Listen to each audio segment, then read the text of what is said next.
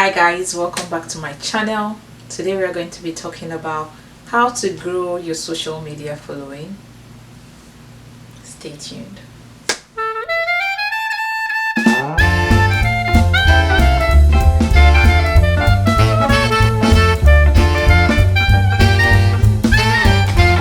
So I'm going to be talking about how to grow your social media handle online, or how to grow your social media platform. The three platforms I would use as an example or site to help you guys, or guide, that would help guide your the ability for you to grow a social media platform, would be Facebook, Instagram, and Twitter. Now, social media platforms thrive off your attention span. There's the attention span theory which social media uses. The more time you spend on their platforms, the more money they make.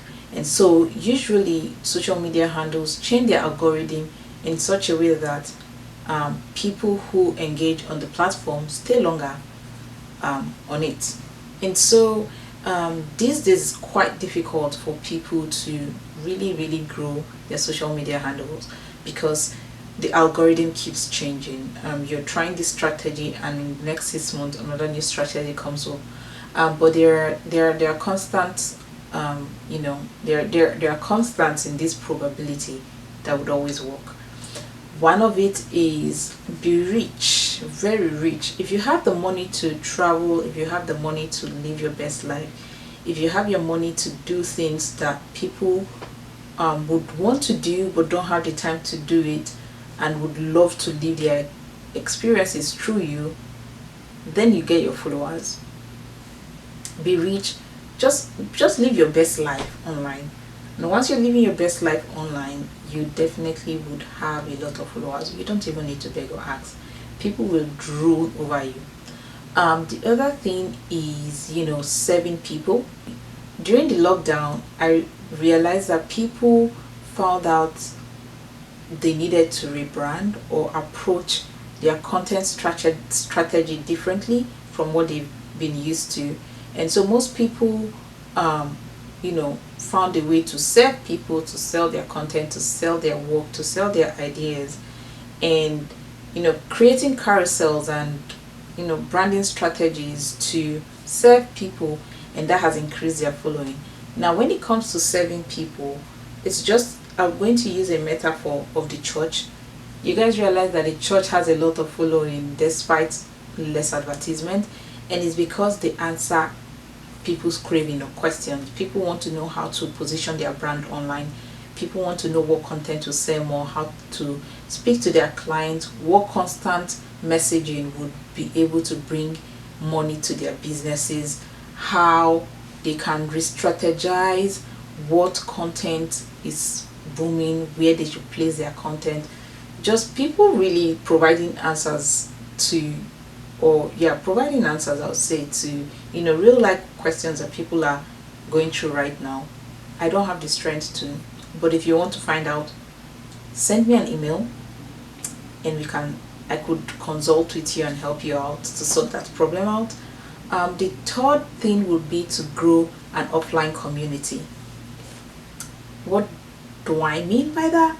For growing an offline community, what you have to do is have friends and family and people who really support you. The more engagement they have, or the more they engage with your content, the more your content is exposed to a broader community, which is their own community, and a community of people who follow their own community. Now this is called the network theory.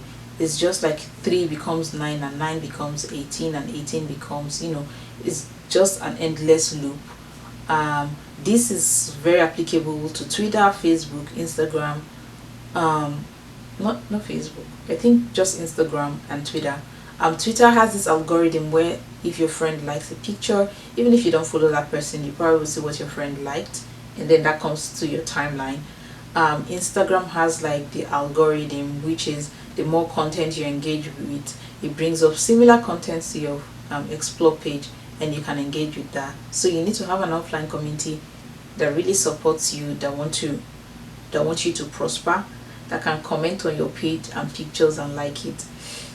It's so terrible that we have friends who just look and just look. They don't comment on your page, they don't do anything, they just watch your stories for I'm a bored, they're just monitoring spirits, just things like that. You know yourself, you also follow me. Do the needful. But also I can't blame them, because these algorithms are skewed and bring up content to, you know, their page, like 20 people or 30 people. But I also think that if someone is your friend, you can deliberately just go to their Instagram handles or their Twitter pages and look at their content and engage with it. People don't want you to prosper. Sorry guys. Anyways, the other one is to grow content that is not on, that is outside, you know, Instagram or Twitter, like a podcast, a YouTube channel. What else? Yeah, those are the only two that comes to mind right now. A blog, yeah, that people engage with and want to also connect with you on other platforms.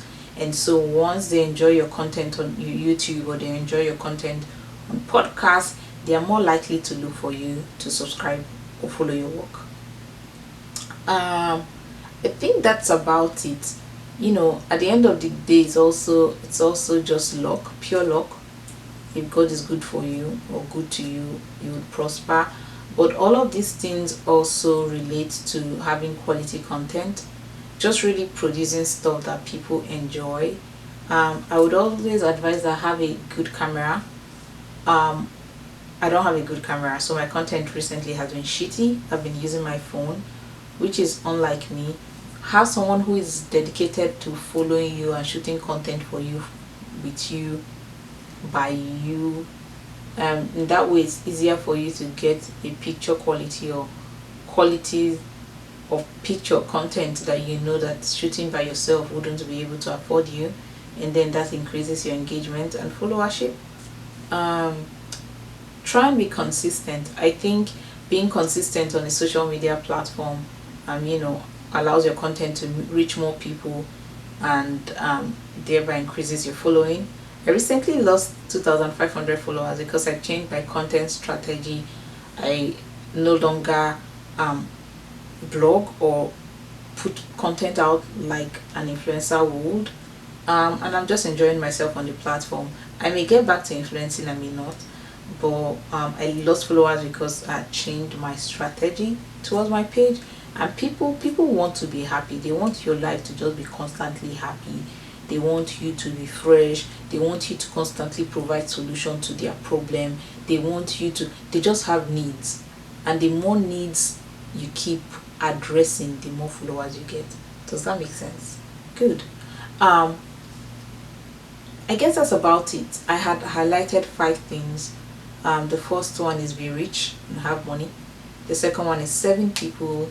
The third one is growing an offline community that can engage with your content. The fourth one is creating quality content. I can't remember what the fifth one was. What was the fifth one again?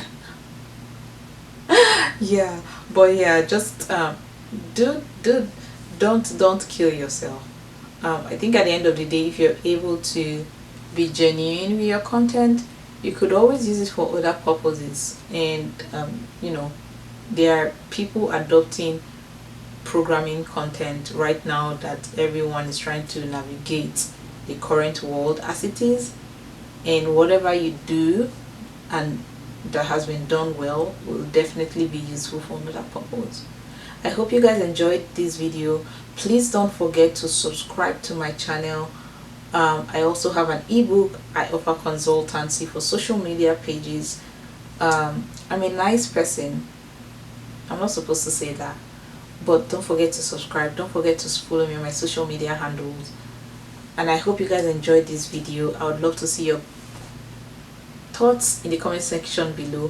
What other new ideas do you have? What do you think about social media pages? I would love to hear it too. Till when next we see, have fun, be good, don't let the world steal your joy.